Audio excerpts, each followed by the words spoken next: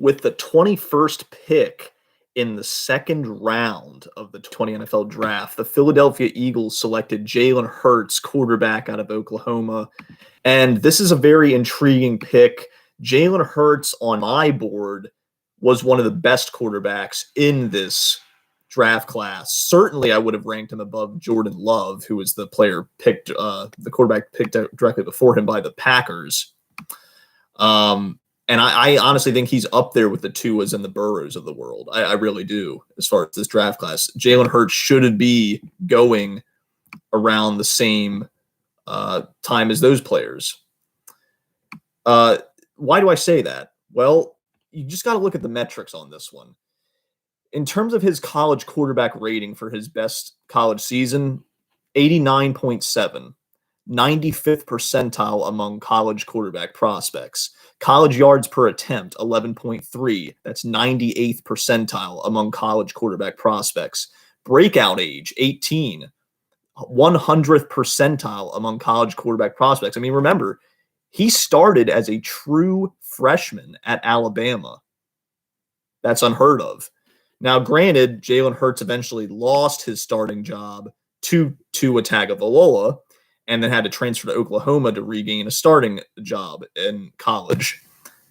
That is a bit of a negative, but you still can't deny that it's an accomplishment to be a true freshman starter at Alabama. Let's also look at the fact that for the 40-yard dash, Jalen Hurts ran a 4.59.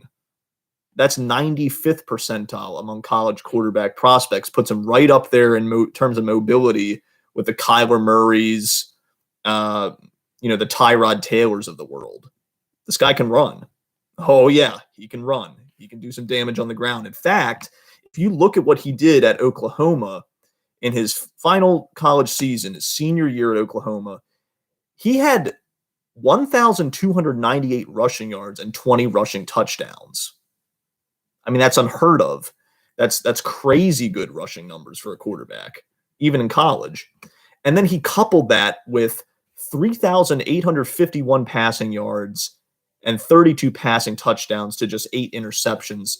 So again, like with all this hype about Joe Burrow with his one amazing college season, Jalen Hurts came within striking distance of those kind of numbers that Joe Burrow had.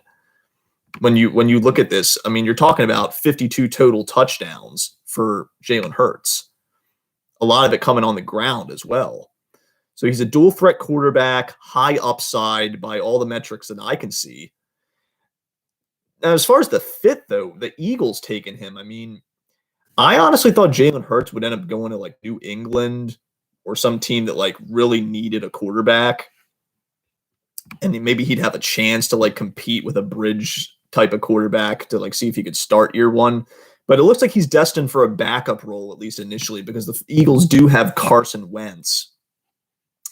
But that also leads me to believe, with Carson Wentz not being that old of a quarterback, why did the Eagles feel the need to draft Jalen Hurts in the second round?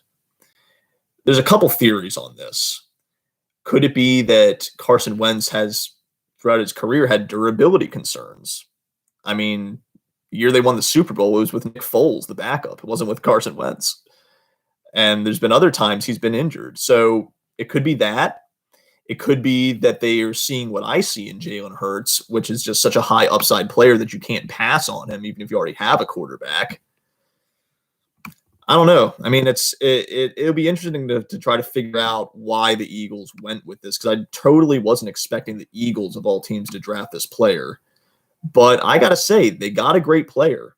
And if Carson Wentz goes down, I truly believe Jalen Hurts will be able to take the job and run with it. He's a high upside pick. To go in this, get a guy like this in the second round. Again, was it the perfect team fit? Was it a team need? That's debatable, but you can't argue with the efficiency and the college dominance that Jalen Hurts showed when he played at Alabama and Oklahoma.